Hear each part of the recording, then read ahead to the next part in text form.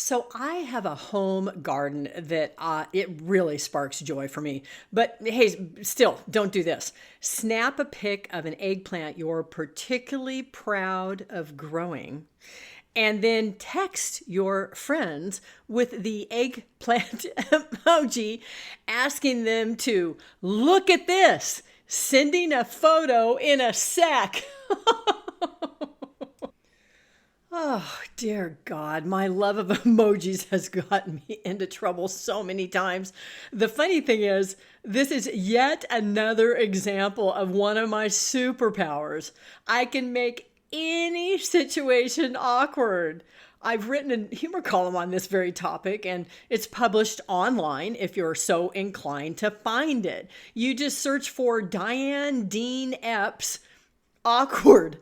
The piece that I wrote is the result number one, and it would seem that awkward has become part of my brand. Well, here you go. I'm throwing out the metaphorical welcome mat for you so you can cross the threshold of this podcast, feeling the warm glow that is me greeting you.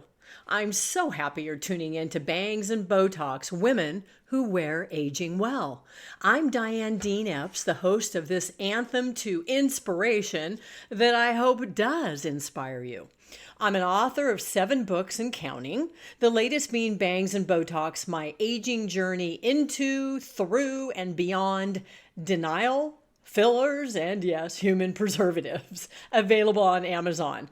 I'm a comedian who has done stand-up comedy in my past, and Lord help me, people were hitting record when I was doing that gig, and P.S., there's no tougher gig.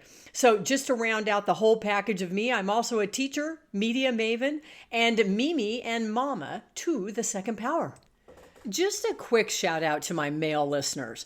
This podcast is for you too. So why is women in the name then, you might ask? Well, because it's from the perspective of this woman. So it naturally addresses what may be classified as female topics like, yes, the menopause, and the physical aspects of inhabiting a female body. And we're celebrating women. My not so hidden agenda is I'm all about connection. So I believe we're all connected by our shared experiences.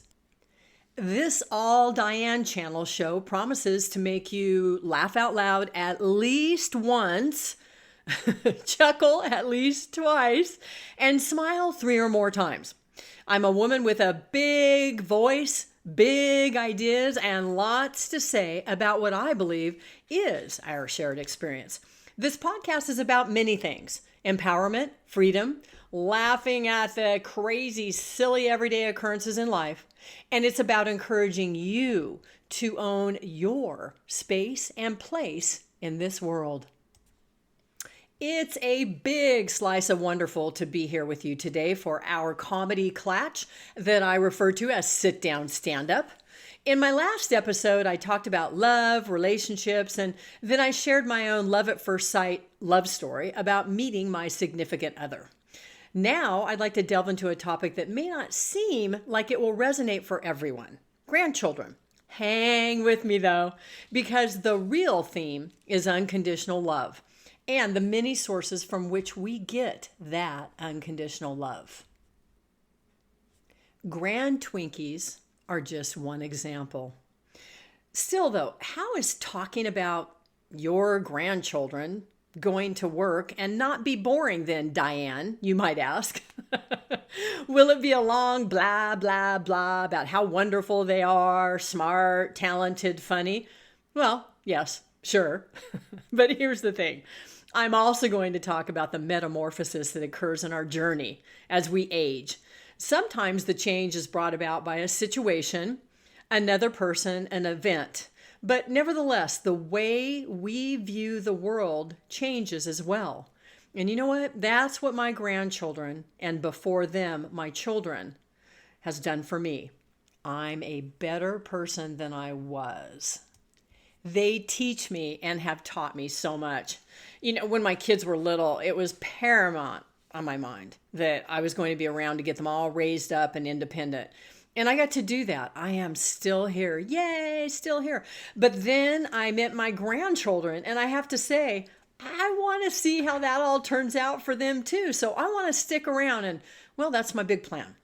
An interesting twist on this is how the world at large has perceived me as I've donned the mantle of the many roles I've held as a woman in this society. When I was a young mama, there were so many questions I was forced to field. My least favorite being after having baby number one, like practically about the next hour, I would get asked, when are you going to have another baby? Oh, my smart aleck answer I could have given was, oh, I don't know. But when we decide to conceive, I'll be sure to invite you to that event. And then, lo and behold, I did indeed have baby number two. You say I forgot where babies came out of because of that crazy hormone that releases after women give birth. So we'll forget the birth experience and then, forget all the details like the aforementioned, where the baby has to come out. So sure enough, here came another non-favorite question. Are you having more children? At that time, my smart aleck answer would have been one that's along the lines of, we were just getting ready to text you so we could discuss that with you. Oh, gosh. But for the ensuing decades, here's the question that have replaced those as I've gotten older. Do you have grandchildren? And I'd think, oh, well, no, that seems like an innocuous query, but here it comes. When I responded, I sure don't. My kids, in fact, just moved out of the house. Well, see, I thought that might stop this conversational train, but oh no, it usually did not. I would then be met with a sad face, that I feel sorry for you face. And the person would usually say something about how much I was missing. And oh, how I wanted to respond. You do get how children are made.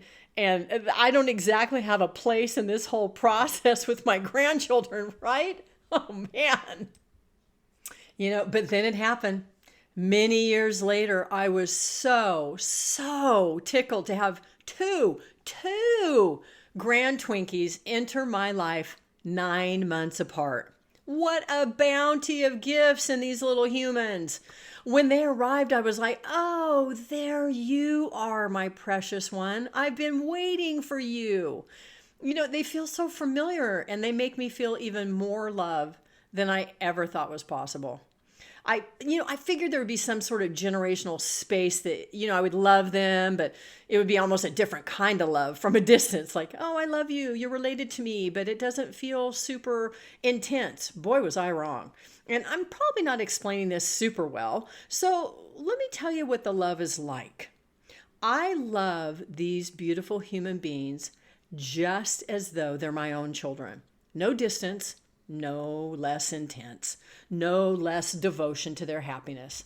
And they've only increased my capacity to love so that I've got a really big heart full of yummy milk, chocolate, gooey love. Before I tell you a little bit more about unconditional love and Grandtwinkies and what's cooking over here in Dean-Epps land, I do want to remind you that there are many ways to listen to Bangs and Botox, which is free and always will be. I'm on many different providers, Spotify, Apple, YouTube, all listed on my website. Well, what is that website address? I'm glad you asked. We'll pretend you did, right? Diane Dean-Epps writing.com. There you're going to find lots of goodies, all sorts of things like I have my bio, a blog, and then there's a Bangs and Botox podcast tab. I distribute also a newsletter on LinkedIn, along with hosting a Bangs and Botox company page there on LinkedIn. So just in case you're a LinkedIner, if you are, reach out to me and let's connect. Let's do it.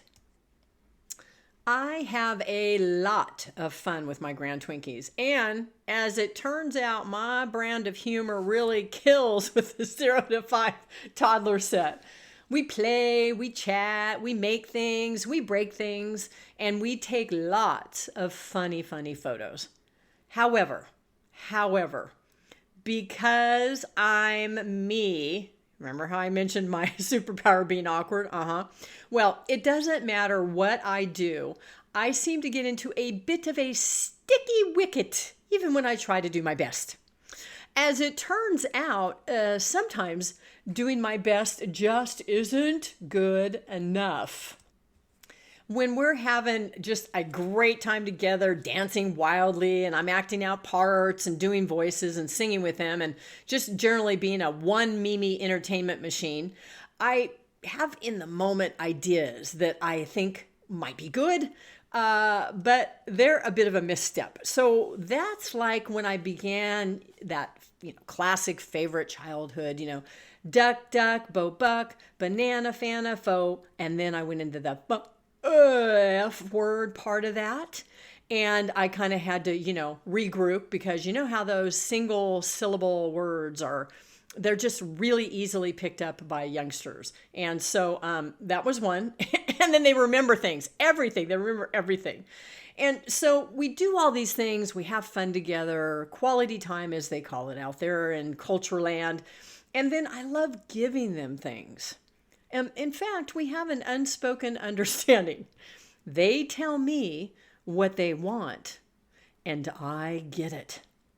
But then there are times when they didn't tell me they wanted something, and then I freestyle.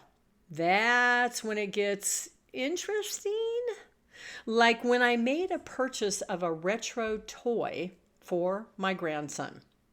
So the story I have for you this time, Storytime with Diane, is a relatively short one. And it's called Mimi is a Potato Head. I'm always excited to find and purchase new toys that will thrill my much loved grandchildren. The thing of it is, my Grandtwinkies are toddlers. Therefore, they're, somewhat fickle in nature. What's considered fabulous one day might be decidedly unfabulous the next. Witness the time I was on to a delightful retro toy that would amuse my grandson for many happy hours, if not multiple minutes. What was that toy? Mr. Potato Head. I had even planned on being the voice of the aforementioned Mr. Potato Head, which I was convinced he'd really get a kick out of. Oh, how wrong I was. I never even got my hand on the spud because it all went wrong from the get-go. When my precious little grandboy opened the gift bag, he screamed, "No, no, no, no potato, no potato, no potato, ah!" as he ran away.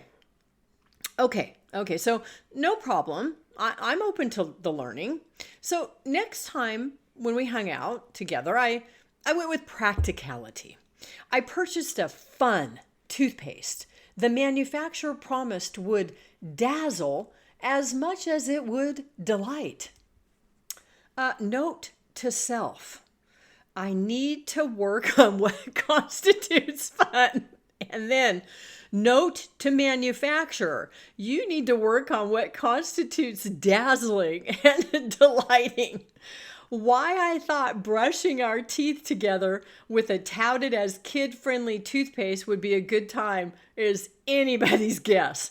What began as a cute photo op with us standing together in front of the bathroom mirror, enjoying our foamy bonding moment, quickly turned real ugly.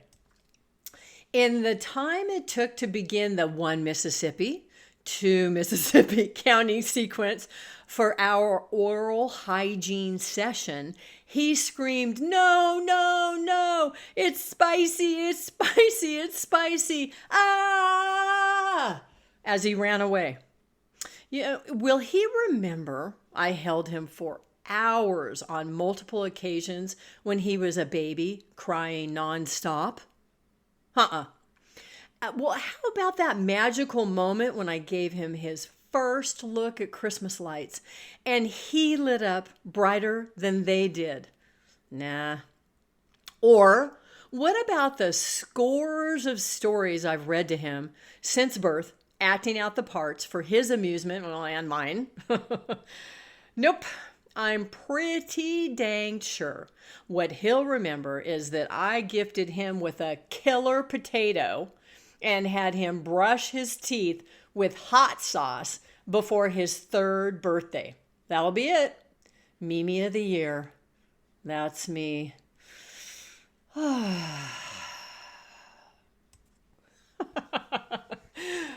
Now we're up to the somethings where I recommend things or tell you something that I did. So the first thing, I did something scary. It was something I didn't want to do and I needed to do it for a long time. And nothing like pain motivating you to do what I'm going to tell you I did. What am I talking about?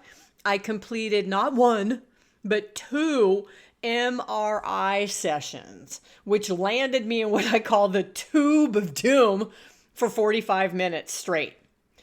There were 2 hips, 2 times the fun. And as it turns out, I'm a different kind of hipster than I thought previously I found out from now my hips that don't lie about aging results. As a result of these results, one of the things I'm doing these days is sports rehab, baby, because I'm big on let's heal this mother before I head off to let's see how the orthopedic surgeon's calendar looks. I now know it's inevitable that I won't be in possession of all my original body parts after all is said and done because, well, I've made good use of all of my body parts. My hips, and my left hip in particular, evidently my leading hip is what we would call it. It tells a story of how I've literally and figuratively done quite a few leaps and bounds in my life. So my excitement over checking off done on the old MRI task was short-lived because the post-MRI report confirmed 2 things I suspected. Number 1, I'm aging. Number 2, I have a big injury that can be improved a skosh, but it'll need to be fixed. So ultimately, only a time machine or surgery will render positive permanent results. Crap. So for now, I'm seeking the help of some very experienced and actually super nice people with initials after their names to help me strengthen every other part of my body, even my earlobes. Something I'm watching. Well, we've had a few misfires lately, and I won't name those because that's not positive, but they're not recommendations, so why would I do that? But what I will say is this. Have you ever noticed that when there are too many famous people in a show or a movie, it's bound to be not so hot because it relies on the star names rather than characters that we can connect to, relate to, be interested in, or how about a strong plot? So speaking of those attributes, here's what we're loving over here at Dean-Epps Studios. I don't really have a studio, but let's pretend. The new documentary that just dropped on Amazon Prime that we just loved it. It was called, and it is called, Man on the Run. It's about Paul McCartney post-Beatles. Just when I thought there was no freaking way there could be anything else said, published, produced about any member of the Fab Four, then here comes this gem. Check it out. Amazon Prime, Man on the Run. Super good. Another documentary that I just found, and the title's hilarious. It's called Show Business is My Life, But I Can't Prove It. And a film about Gary Mule Deer. It's a documentary that covers the 6-decade career of a comedian musician who hung out with all the greats. And he's a great. But these are Steve Martin, Jay Leno, David Letterman. I mean, so many. And then all these comedians and then entertainers like Reba McEntire, Amy Grant, Dolly Parton. This film is such a hidden treasure. And Gary Mule Deer, no, you're right, Mule Deer is a name he took for himself, which is just hilarious. He's still out there. So as of this recording, very much alive and well and gigging, which is fantastic. And that little puppy is, I believe, also on Amazon Prime. But double check me on that one because you just never know. So I strip watched, which is appropriate for this one, Bridgerton, because there's a lot of, bodice ripping and whatnot. Season 4. Listen, here's the thing. I get that this show is way out of my demographic. You know what? I just don't care.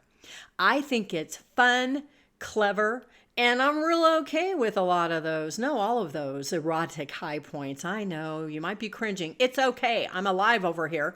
And I love how they take and give this whole different life to pop songs through this time period type of music that they also create a really nice playlist out of. So definitely Bridgerton season 4. Good stuff. On Hulu, we've got season 2 of Paradise starring Sterling K. Brown. Now, I'm just going to say this for me. Episode 1 made me grumpy. I'm not going to do any spoiler alerts because, my listeners out there, the millions of you, I don't want to, really jeopardize this whole, season. And that's what would happen if I said anything negative. I'm absolutely certain of that. But episode 1 was like, what? But then, it just gave you viewer whiplash with excessive use of flashback. That's what I'm going to say. But now I've gone on to the other episodes that are available, and I'm a happy viewer because I think things are turning around in the way that they needed to, which is, my gosh, throw us some clues here so I know who's who and are we still on the same show? Anyway, it's super good. Also, if you hadn't had the chance to check it out, you don't want to miss this one. It's great. Before I yodel out, that's a wrap, let's get to our closing essential questions, which are, pretty much along with the theme that I talked about earlier with unconditional love. So the theme, it's about, what it represents for you in your life. It can be, unconditional love can be so many: familial love, critter, fur baby love, friendship, platonic love, or, of course, romantic love. The key elements for unconditional love are total acceptance of flaws, it's forgiveness, it's safety, lack of demands, and empathy with a nice side of understanding. So here are your essential questions, should you decide to answer them. Oh, what old show does that really give a nod to? Anybody, you got a guess? Depends on your age whether you're going to get it. The Mission, should you decide to accept it. The old Mission Impossible. Anybody ever seen the old Mission Impossible? There's a new one. Okay, so I'm going to give you these 2 essential questions. The first one: who do you love and who loves you unconditionally? Does that pop right into your mind? I sure hope so. And the second one: what makes you feel as though you're unconditionally loved? When that feeling comes up for you, what is it that precipitated that feeling for you? It's nice to be reminded for ourselves of what we need and what it feels like. So if you've listened to the podcast once, twice, 3 times, you know that I love me some quotes all the time. Doesn't matter what the theme is. It's, in fact, a regular component in this show. And usually it aligns with the themes, but, maybe it can be offside with something else too. And I was actually pretty amazed at the differing takes on unconditional love when I was looking for some quotes and trying to see what I wanted to choose. And it was interesting, but what I've got is this one, and it's pretty nice. It's simple. Unconditional love does not judge. It does not demand. It simply exists to lift, to heal, and to empower. You are unique, powerful, and so deserving of love, especially the kind of love that recognizes you as an individual. I wish for you to feel that warm milk chocolate gooey sensation in your heart every day, so it'll let you know that you are quite the amazing human being. You are. And don't you forget it. Now, go share yourself with the world because we need the light you carry. You'll find me wherever fine social media channels exist: Instagram, Facebook, LinkedIn, where I can be located under my alter egos of Ms. Right and Ms. Right Now. Look me up and let's connect. So that's a wrap for this week, dear listeners. Our experience is a shared one. And thank you so much for letting me share this time with you. Remember to embrace bold, lovable, and beautiful YOU. Yes, you. Until our next Bangs and Botox, Women Who Wear Aging Well, Comedy Coffee Clatch podcast friends.